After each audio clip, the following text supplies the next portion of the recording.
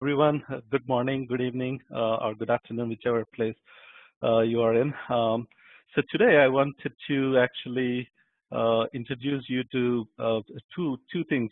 First one was introduce you to Scott Siragusa. Uh, he is on PTO. He said he might be able to join, but looks like he hasn't joined. But he is the business development manager from Pivotal, handling Cognizant partnership. So I am the platform architect supporting Cognizant, and he's the BD manager. So his name is Scott Siragusa. I will put his email address in the chat window. And I also have Claude Devine on the call here today. He's my manager. He's in California. I mean, it's way too early for him. He's very helpful. So he's gonna do the Q&A, like answer the questions if we have anything while I present on the topic. So besides that, right? So another thing that I wanted to talk about was looking at the feedback that I've been getting last few months. Every time I see at least one person asking, I mean, where do we actually try Pivotal products, whether it is Pivotal Application Service or Pivotal Container Service? So for that purpose, right? So I wanted to, most of you might know already this, but if not, then I would encourage all of you to go to this partners.pivotal.io. I will paste this in the chat window. This is your Cognizant is a PRPP advanced partner for Pivotal. So with that, you actually get a ton of resources. So all you have to do is register with your Cognizant email address.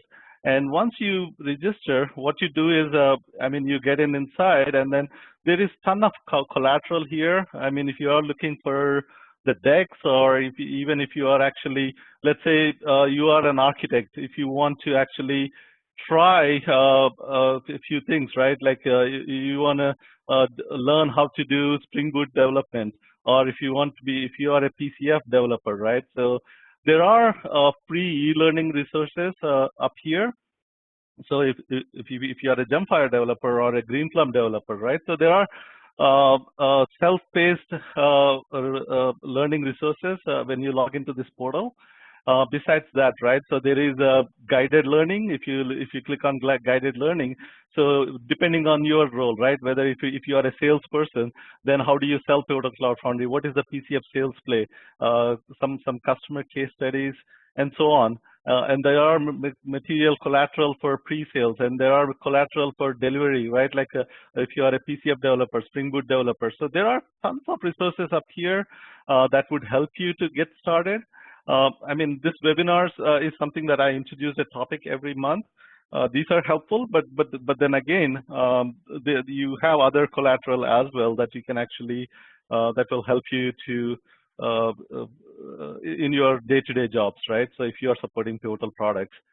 So besides that, right? So partners.pivotal.io is a great resource. And then I also wanted to introduce you to these some certifications that you can actually,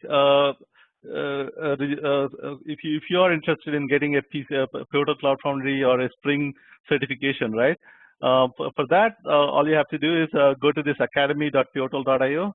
Again, I will paste this link in the chat window shortly. But here, I mean, if you are interested in going for some kind of a training, I mean, we do provide Spring training, Gemfire, again, the developer, operator, Rabbit, all of these other products that we sell. So you can actually go for those trainings. And then there is also this certification exams that you can actually register. So there is actually a promotion that is going on. Typically, this let's say you want to be a Pivotal Application Architect certification, right? In that certification, what they are testing you for is on Spring Boot, as well as how do you do replatforming, how do you do modernization, and what are the cloud native patterns and practices, right? So those are the topics that they cover in that exam, and the exam itself is 4 hours. It's a proctored exam, so a third party proctors that exam. Here, down here, usually it's $700, but I think there is a discount through the end of April, so it's $350. So there is a study guide here. If you want to look at what is it that is part of that exam, you can actually look scroll down and look at what they test in that exam. So you can do that, as well as the training that you can actually. How do you prepare for this certification exam, right? So if you can actually go to this platform acceleration lab. So the locations where this training is happening and all that stuff, there is a training brief that tells you what is included as part of that training itself. So I wanted to so that you can prepare yourself. I mean, go to this partners.popportal.io as well as this certification exams. So let me quickly paste those two links in the chat window. Okay. Having said that, now I think let's quickly jump on to the topic of today's topic. So today's topic is Pivotal Container Service. So that's let's see, it's still loading. Okay. So today's topic is Pivotal Container Service, PKS. K as in Kubernetes, K8. Okay. So most of you know PKS is a Kubernetes as a service offering from Pivotal. It is a purpose-built container solution to operationalize Kubernetes for enterprises.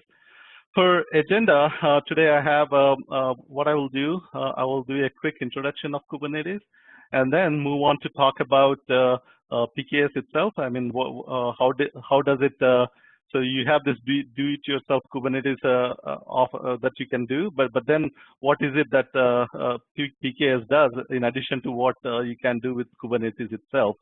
So we are going to talk about those inner workings of PKS itself. That covers day one kind of capabilities with PKS and as well as day two capabilities with PKS. So that's for the introduction part of it. And when I go to the demo, right? So I will actually give you a link where you can actually do hands-on workshop by yourself at your own schedule.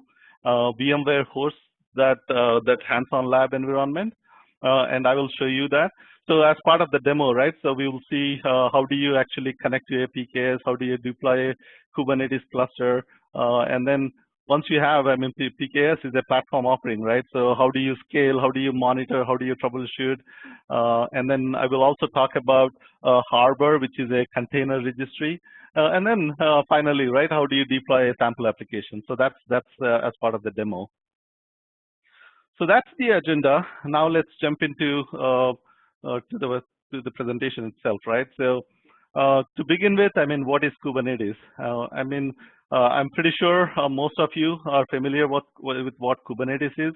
But for those, I mean, who are new to this, maybe you are a Java developer and you want to learn more about Kubernetes, right? So for that, let's very quickly look at a definition from Kubernetes, right? Like definition of Kubernetes.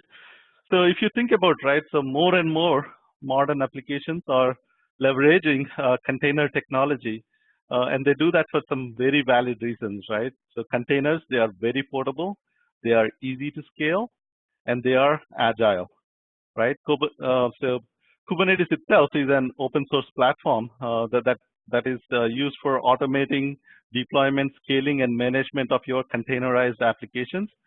And most of you know it has quickly risen in popularity, right? It is the leading container orchestrator right now.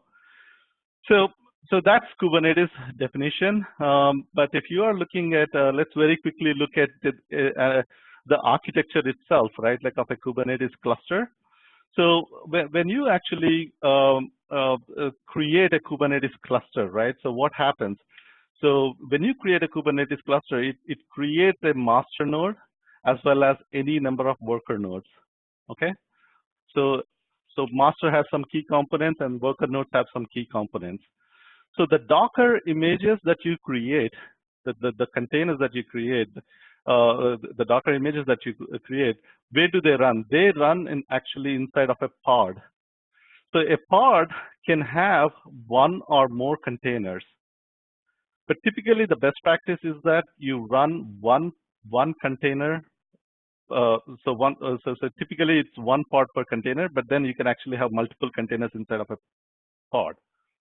Okay. So when a developer, right? So as a developer, if you the way you push your applications to a Kubernetes cluster is that you actually have a YAML file in where you actually define what are the if your application consists of three different images, right? So and then within this YAML file, you can actually enforce a desired state. So if I say for my application, I want a replica set of 3. What it does is, for that application, it creates 3 different containers, and then it runs inside of a pod. So, I mean, in a nutshell, that's Kubernetes cluster. So that's when you create a Kubernetes cluster, it has master and worker nodes, and your containers run inside of a pod. Okay, so that's out of the box Kubernetes. The thing is, I would like to go ahead and talk about some of the challenges that are part of this Kubernetes itself, right? Like the reason we came up with PKS as a product, right? Like we actually address those challenges. So if I have to talk about the challenges, so as I said, right? If let's first look at so the first challenge, right? So out of the box, Kubernetes itself, let's say a container or let's say a pod goes down, right? So for whatever reason, if a pod goes down, a component within the master will bring it back up. That's the default behavior of Kubernetes. So it handles that one level of high availability. But then, what if a master goes down? How do you handle that? What if a worker node goes down? How do you handle it? So out of the box, Kubernetes itself does not handle that, and that's where we address that limitation in PKS itself. Another challenge, if you think about it, right? So in a Kubernetes architecture, all of the pods in a Kubernetes cluster reside in a single flat shared network address space.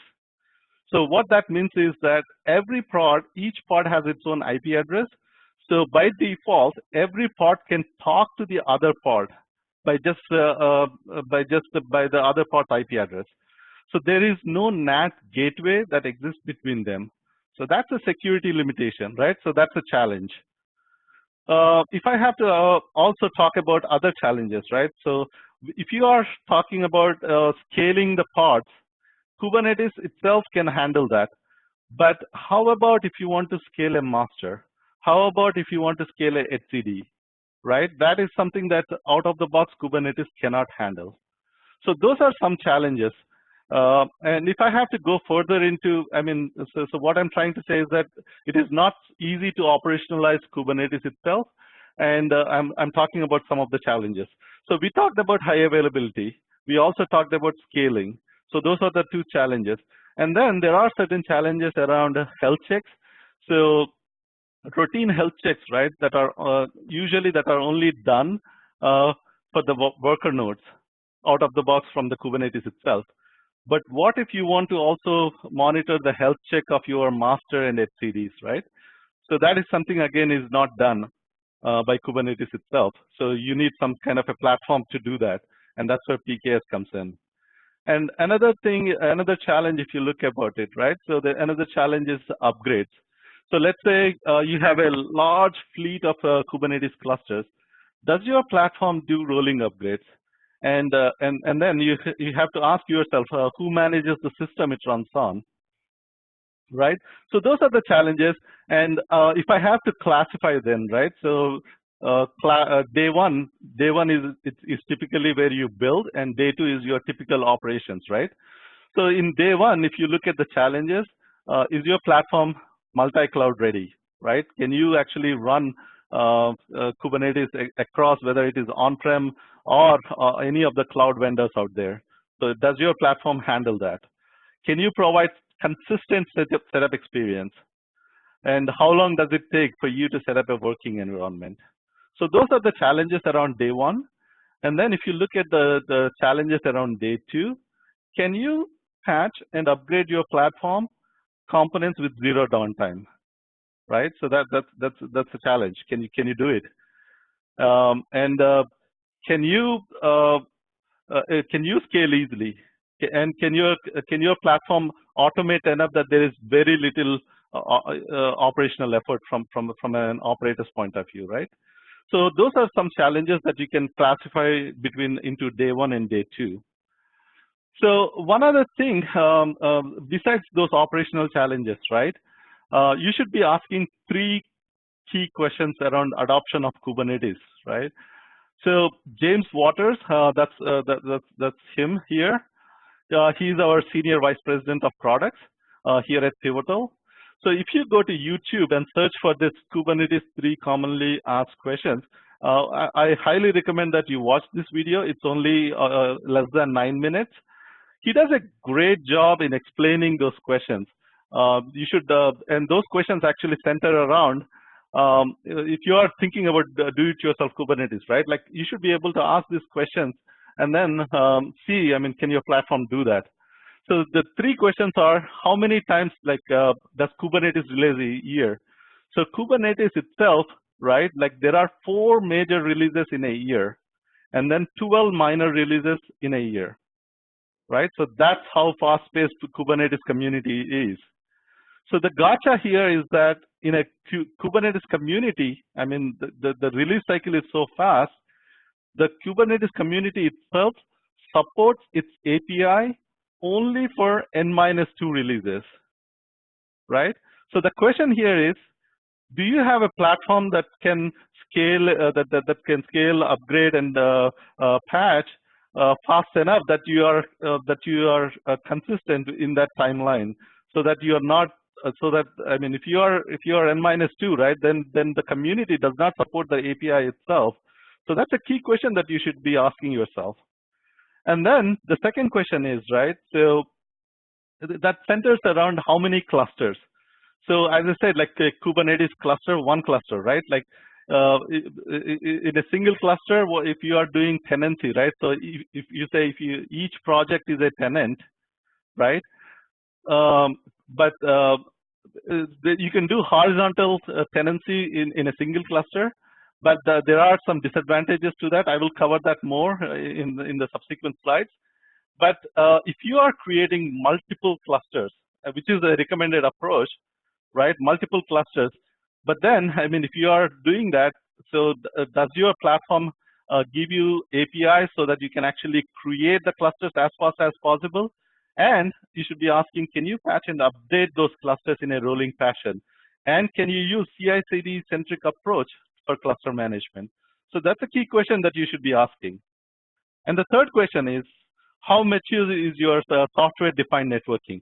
So Kubernetes itself is fine, but then, I mean, does your platform handle, so if you look at the OSI layer, right, 7 layers, can your platform handle layer 2 and layer 4, layer 2, 3, 4, which is essential for your micro-segmentation, that is for your application firewalling? Can your platform handle that? So besides that, right, so if your applications also need load balancing, right, Kubernetes is a very fast-paced approach, right, that you are trying to adopt. And if you are looking at F5 as a load balancer, I mean, that is a slow-moving process, whereas your platform is a fast-moving process. So the platform itself should be able to do layer 7 load balancing. So software-defined networking is a key component as well. So those are the key questions that you should be asking. So I spoke about challenges, and then I also asked about some key questions, right? So that is not enough, right? Like, I mean, those are the things that are very important for an enterprise scale deployment. But then you also have something called, like, so you are working with tons of hundreds or thousands of containers, right? So you will need, for an enterprise scale deployment, you will need some kind of a container image repository, right? So that's essential. And for an enterprise scale, you also need to be able to monitor your applications as well as your platform itself, right? And then for your logs, how do you manage the logs? Do you have some kind of a log management solution? And then another thing that is important is load balancing and routing solution. And your applications that are running, they also need, so let's say your application needs a SQL store, right? How do you handle your external data services? So these are all challenges and questions and components that are essential for you to be able to run an enterprise scale Kubernetes. So if you, Kelsey Hightower, he's the product manager at Google, responsible for Kubernetes. In his Twitter tweet, he says it right? If you look at this statement from him, Kubernetes itself is a platform for building platforms. It is a better place to start, but it is not an end game. So the next, so that's where PKS comes in. So to address these challenges and to fill the gaps that I just talked about, Pivotal, VMware, and Google announced at VMworld 2017 a turnkey solution to provision, operate, and manage your enterprise-grade Kubernetes clusters. Okay, so it's a product that was developed together between all these three companies. So PKS provides what was missing. So PKS is a purpose-built container solution so that you can operationalize your Kubernetes for enterprises. It includes fully supported Kubernetes distribution. It has constant compatibility with the Google Container Engine so that you can deliver latest Kubernetes features. It has something called Harbor, which is a open source implementation of your Docker registry. It also, Harbor also has something called Claire. Claire is something, it includes Claire, which is a CVE scanning. And so if you have, let's say, some kind of, so what's inside your Docker image, if there are some kind of vulnerabilities, right? So Harbor with CVE scanning will flag those vulnerabilities. So Harbor does that for you. And it also has something called Notary. So let's say you put in a policy saying that only notarized containers, so the developers can only check in and check out only the notarized containers. Harbor does that for you. Okay. Besides that, right? So your developers, they do not have to actually learn anything new. So they can use, if they are familiar with Docker CLI, they can continue using Docker CLI to push and pull images from Harbor. And pretty much everyone, a Kubernetes developer, they know how to use kubectl, and pretty much you use the same API, kubectl, to deploy your applications. So the developers have nothing new to learn. It's pretty much the same thing that they have been used to. Okay, and for external data services, right? So I said that, let's say if your front-end applications needs access to a MySQL or let's say an MQ data, right? So PKS provides a catalog API, which is this open service broker API through which you can actually subscribe to the first-party as well as third-party services. So let's say this is running on top of an IaaS of your choice, right? So those IaaS vendors, they have their own services that you can subscribe to, or you can also subscribe to third-party services, okay? So another key component of PKS is NSXT. So this NSXT, what it does is, I was talking about the OSI layer, right? So within layer 2, you typically have this east-west network traffic management. NSXT can handle that. And then it also can handle this north-south traffic that is layer 3. It can handle that. And it can also handle layer 7. So if you are doing a load balancing, right? So NSXT can handle that. And it can also handle the routing services for you.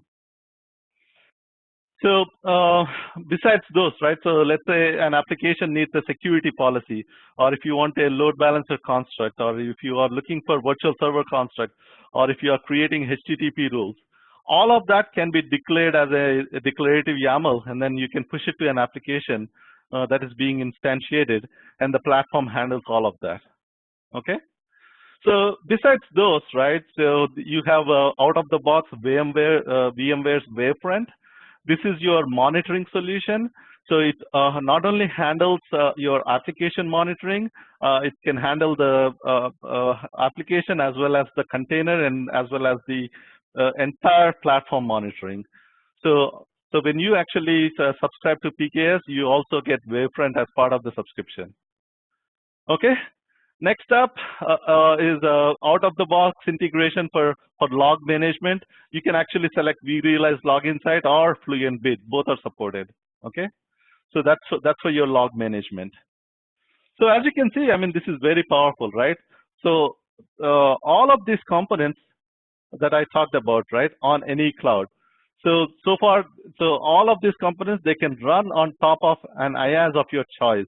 So the IaaS where it runs, it doesn't, I mean, the PKS can be deployed whether it is on-prem, if you're looking at a vSphere or your OpenStack, or any of the public cloud vendors, right? So Azure, GCP, and AWS.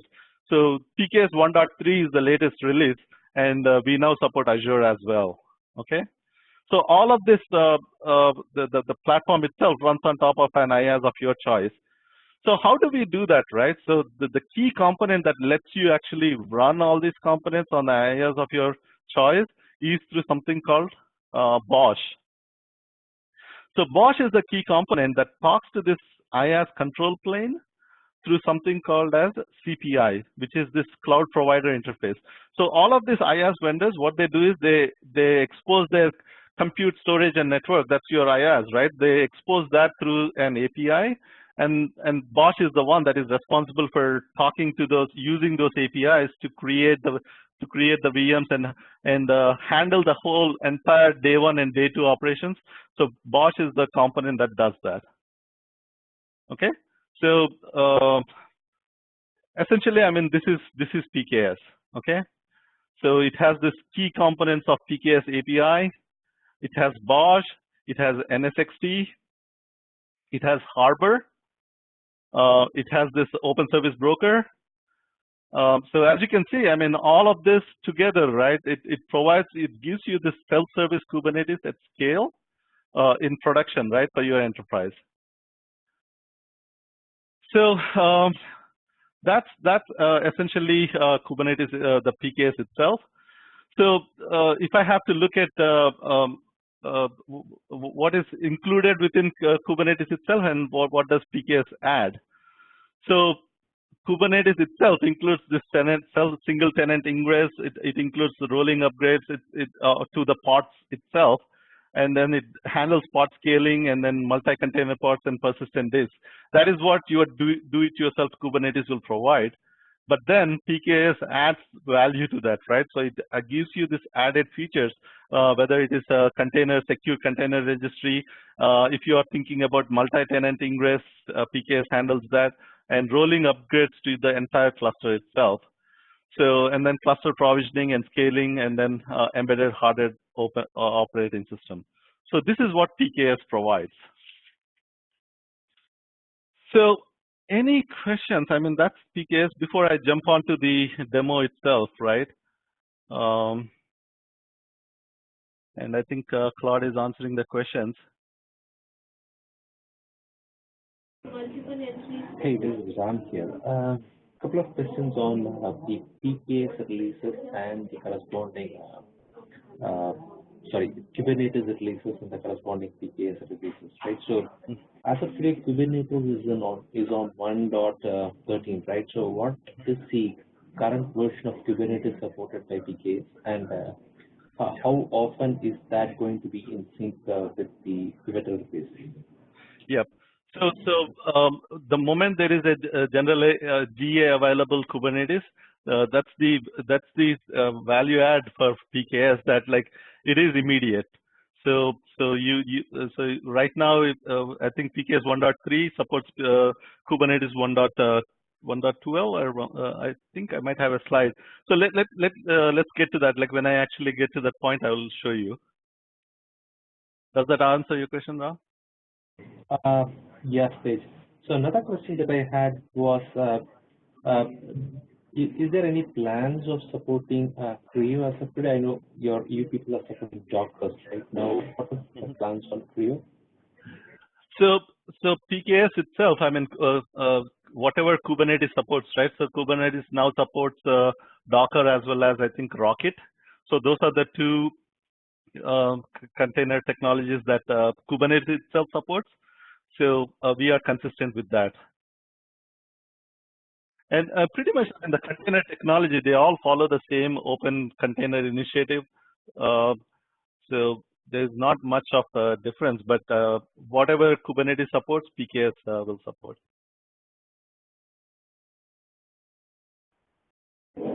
Okay. Thanks, Vic. Sure. Yeah. So I think looks like Claude is answering some of the questions. So I mean, looking at the time, I have about another 15 minutes or so. So I wanted to quickly show you some kind of a demo, right? So for those of you who are asking if you are interested in playing with Kubernetes with PKS itself, right? Like if you are looking for some kind of an environment where you can actually try. So the best way to do that is if you go to this, I'll paste this in the chat window. So PKS hands-on labs, this is something that you can actually do it yourself. What you can do is go to this labs.hol.vmware.com. It's available for anyone, and it's 24/7, right? So search for PKS. So here there are two different lab environments that you can try.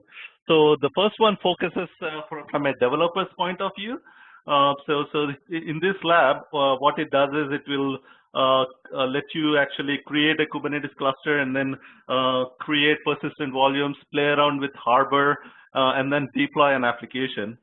So that is the developer focused. And then there is another lab called VMware PKS on with the NSXT. This is mostly for an operator.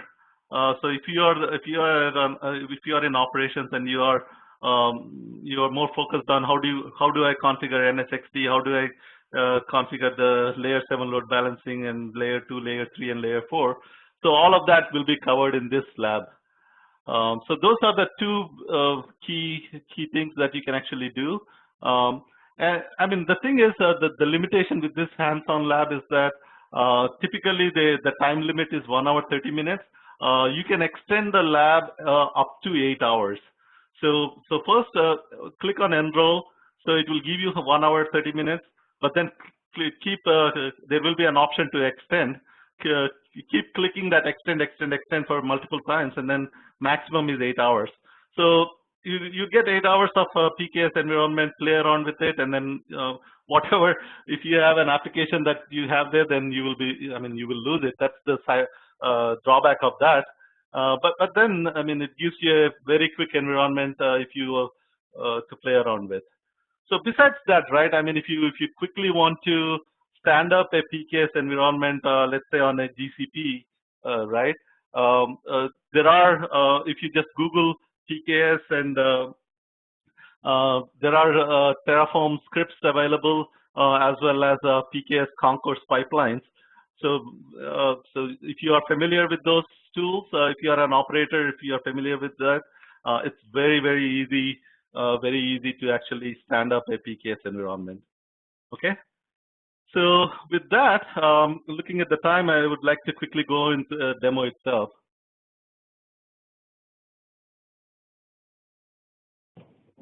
Okay, this slides that you showed us is kind of shareable. Yeah, I will actually give a PDF of this slides as soon as I'm done today. Okay. Okay. So these are the, I mean, I took these screenshots from the lab that I was just talking about, right? So the first thing that you do when you actually sign up for that PKS hands-on lab environment, first thing you do is you log in. So each of you will get your own environment. So you will have your own IP address, and then you pretty much log in, and then you create a cluster. So once you create a PKS cluster, right, a Kubernetes cluster, the next step is it takes you through the process of simulating a high availability, right? So in a PKS environment, we handle a high availability at 4 different levels. So out of the box, Kubernetes handles only one level of HA. That is, if a container goes down, it will Kubernetes, the kubelet process can handle that, but it does not handle the rest of the 3 levels of IA. and PKS handles that. So there are 4 levels. So if an application fails, there is a process called kubelet that reboots the app in a new container. The second is if a process fails, there is something called BOSH agent, which restarts that process. And if there is an OS or a network failure, right? So BOSH director handles that. And then if the data center rack itself fails, right? BOSH ensures that your application stays running in the availability zones. To show the same thing in a Kubernetes architecture view, right? So first thing, let's say a container goes down. So there is this controller manager from master that always checks with the kubelet, and kubelet watches, and then if a container goes down, it will restart it. Next up, let's say a worker node. So this entire worker node itself has gone down, right? For that, there is something called BOSH director, which kind of watches and then restarts the nodes. And then the third is the process itself, right? Like let's say in your Kubernetes master, you have this kube scheduler or a kube proxy. If one of these processes goes down, right, then BOSH agent handles that. So BOSH is the key component in PKS. And then if a data center itself goes down, then BOSH ensures that like your applications stay running in multiple availability zones. Okay. So that's 4 levels of HA. And as part of that lab exercise, right? Like so the first thing I said was like you create a Kubernetes cluster. When you create a cluster, as I said, you will have a master node as well as multiple worker nodes. So to simulate the high availability, what you will do is you just go to that vSphere client and then shut down that virtual machine itself where that worker node is running. So you identify the IP address and then just shut down that VM. So the moment you do that, right? So what happens is that if you look at the state of the state, then one of the worker node has gone down. And then you wait about 5 minutes or so, and then BOSH handles that. It notices that this worker node is down, and then what it does is it will go ahead and restart it. So that is an exercise that you can actually do as part of that lab exercise. And then again, the more steps in that lab is how do you create a volume. A volume, again, I mean, a storage volume, right? So your applications, let's say your application needs a storage volume. The way you do that, everything in Kubernetes is done through YAML files. So here in the YAML, as you can see, I'm creating a GCE persistent disk with a file system file type of ext4. And what happens is that when this gets mounted, when you have this, push the YAML file, your container will start using that volume, and then if the pod gets deleted, right, the Kubernetes volume itself, it will be unmounted, but your data still persists in the disk that you use. And then the lab also takes you through how to create persistent volumes. So the way you do that is you have an administrator who actually registers persistent volumes in a pool, and then your developer, what he does is he claims a persistent volume from the pool itself, and then he reference claims that in a pod. So all of this, I mean, there are examples of the YAML files that you can use. So the good thing with that lab is, I mean, all the YAML files are there, so you have a template that you can use when you actually do this in production. So this is a very good exercise that you can try. And then the second thing, the very important thing here is that if you are looking at a tenancy, right? So a tenancy is something, let's say you have a project. So you have multiple projects. So each of that project can be a tenant, right? So that's how you define a tenant. So let's say I have a tenant called foo, and then I have a tenant called bar. So the thing is, if you want to create some kind of a NAT boundary, the way you do that in Kubernetes is you create a namespace, okay? So the moment I create a namespace, what it does is, what the platform does is that NSX creates a new logical switch, and then it creates a logical switch and a logical router so that your private network, so each of this, so it creates this NAT boundary for you, okay? So by default, I mean, out of the box, as I was talking, right? So one of the security limitation of Kubernetes is that um, each pod can talk to the other pod. So if you want to limit that, right? So the way you limit that is again using something called a network policy. So you want to have some kind of an application firewall so that they don't talk to each other. So the way you do that is through creating a network policy. So here is an example that I'm showing here. So with creating a network policy, you can define firewall rules so that you allow traffic into the namespace and between the pods. Okay, so this is how, here is an example that I'm showing. Within a YAML file, I'm defining, these are my ingress policies, and these are my egress policies. Okay, so all of this can be done. Once you have that YAML, all I have to do is kubectl apply and then give that YAML file, and your application uses those policies. Okay, so one other video that I highly recommend, I highly recommend that you watch the James Waters video as well as this video from Cornelia Davis. She is the VP of Technology at Pivotal. So again, I recommend you to go to YouTube and search for this Kubernetes one cluster or many. So I was talking about some of the limitations of a single cluster, right? So if you are thinking about single cluster, the way you do multi-tenancy in a single cluster is that you are doing it horizontally. So when I create a namespace that I was showing you just before, right? When you create a namespace, you're separating the tenants horizontally. So within the single cluster, you have multiple worker nodes, so they are running inside. So this is how you are doing multi-tenancy in a single cluster. So this is what we call as a soft multi-tenancy. There are limitations to this approach, right? So all of the tenants now have to have the same Kubernetes version. So that's a limitation. So let's say now you have version 1.11 and let's say you want 1.8 for a different tenant. You can't do that in a single cluster model. So that's a limitation.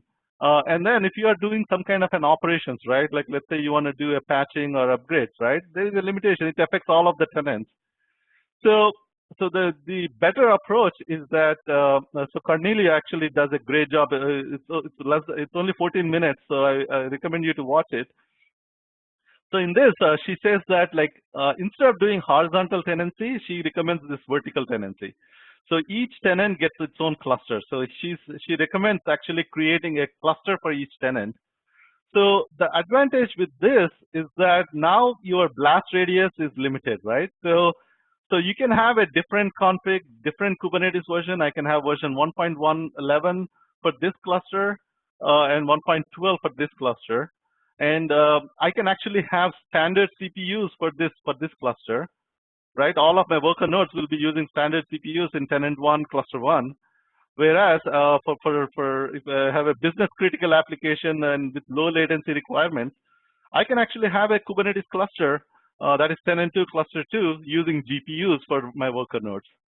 So multi-tenancy is something that that is key, and PKS with 1.13 lets you actually create this multiple clusters, multi-tenants with standard CPUs and GPUs. So very key value add if you think about it, right? So highly recommend that video. Finally, right? So let's look at Harbor. So Harbor, as I said, is a registry for your Docker registry. So what you can do is, right, so your Docker images, what you can do is you can organize those images into a set of projects. So you can have a project, and then within that you have repositories. And each of those projects, you can have a role-based access control so that administrator can actually regulate who access which images, right? So you can actually create image distribution pipelines. Okay? And as I said, Harbor has other key features, such as if I click on one of the image, what it does is it actually gives you the vulnerability report. So if I click on that, right? So now it kind of tells me within that Docker image, I have all these vulnerabilities that it has found, and then it also tells you where that is fixed. in which version.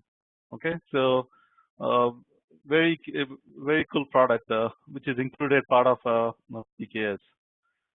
Okay, and then there is also an option called Notary. So if I select in configuration, if I go and then enable this, right, this enable content trust, if I click check this option, what it does is, so only the developers will be able to check in and check out only those images that are signed. Okay, so again, another key security feature that is included.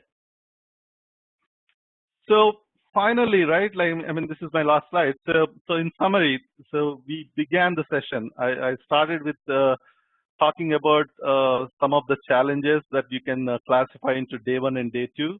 And then I showed you James Waters' video where he talks about the 3 key questions that you should be asking yourself when you are actually standing up a Kubernetes platform.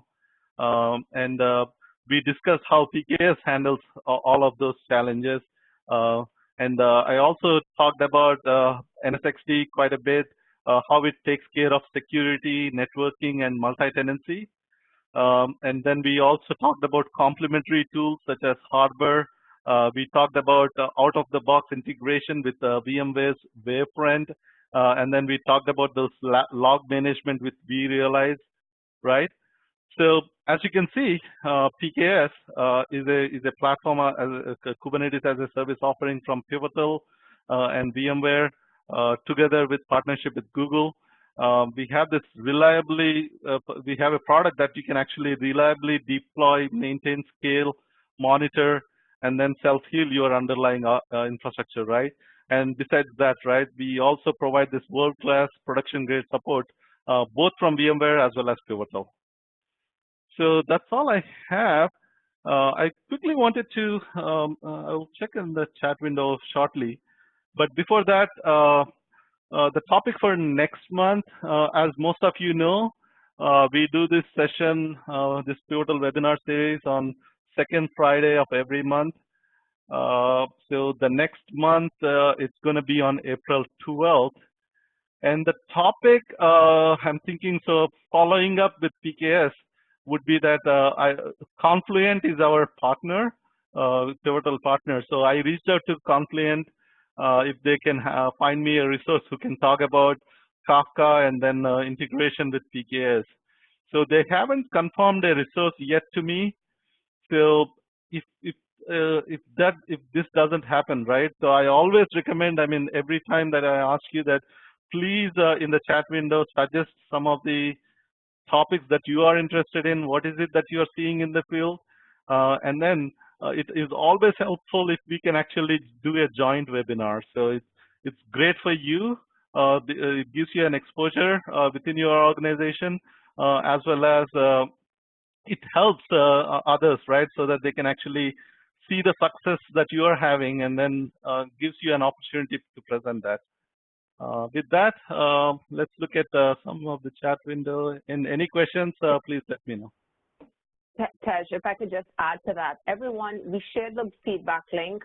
In that feedback link, we always share that feedback with Tej and his team.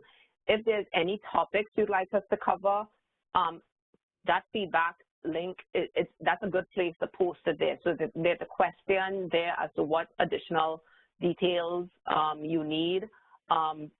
Use that feedback link. We share it with Tej. If there's anything different or anything additional you need, please put it there, and that will really help both Academy and Pivotal team moving forward, because we want to make sure your needs are being met and the objectives of this webinar series are being met.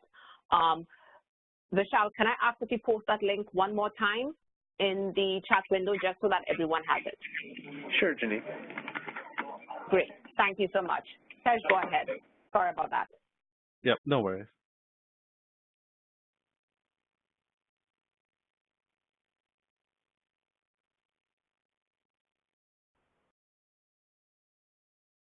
Are there any questions which we didn't get to? I saw Claude was responding to most of them. And Claude, if you want to come off mute, you can also do so and let us know if there's any question which stood out which you'd like us to address. And everyone, we still have 5 minutes, so please go ahead. If you have any questions, you can go ahead and post it. Bernard, I saw your question about tenancy, right? Um, as I said, right, like it's good. So let's say you have a team, right? So CDE, CIS, or like within CDE, you have different verticals, and you have set up a PKS environment, and you wanna have between verticals, you want to have a different tenancy, right? So that's when you would actually have your own cluster. So that's one example. But within a project, like you can have one single cluster. So it's, again, I mean, how you want to approach this. There are advantages to multi-tenancy that I just talked about, that Cornelia also talks about. Yeah, it's up to your use case, how you want to handle it.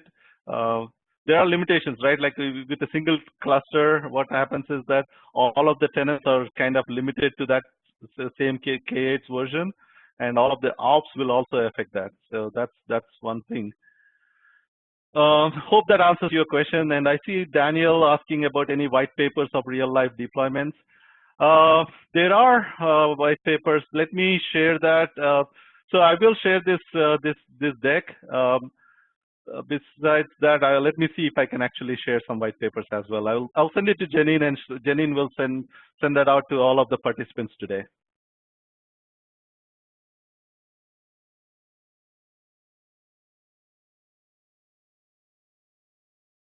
Any other questions? We have about 3 more minutes.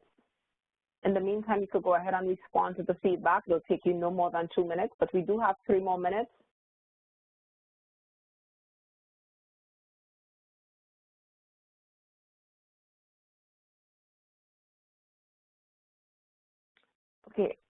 Okay, so there's a question from Neil. Tej, do you want to take that question? Yes, Neil. PFS can be run on the same cluster. Yes, and I think PFS will be a great topic. So maybe we'll do that in May.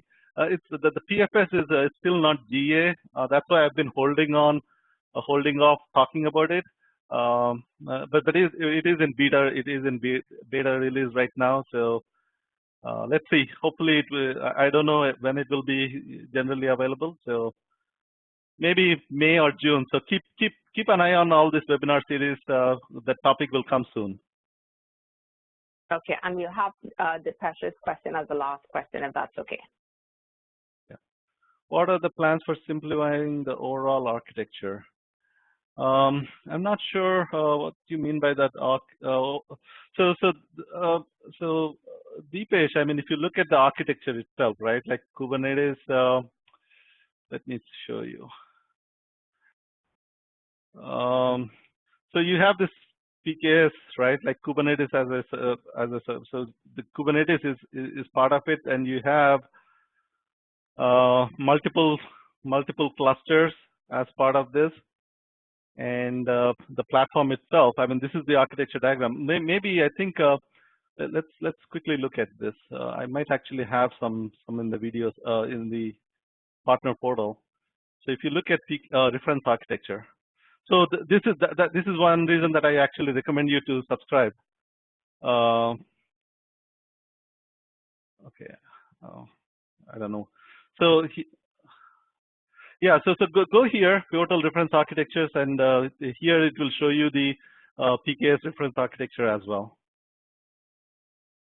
Okay, so yeah, so here there is a Azure reference architecture, Google reference architecture, and AWS, as well as vSphere and NSX. So all of this is in that partners.pivotal.io that I talked about. Okay, it's exactly our end time. I want to thank everyone for their participation today. I know we shared a lot of links, so Tej, if you could share those links with me for the YouTube videos as well. I did post one, but I just want to make sure we have all the links that you and Claude were sharing throughout the session. Okay. And the presentation deck. So everyone, I know I was taking a while to share the actual presentation decks. What I will do is as soon as I get it from Tej, I will reply all and share those materials with you right away. And then as soon as we get the presentation saved to K-Point, I will share the recording at a later point.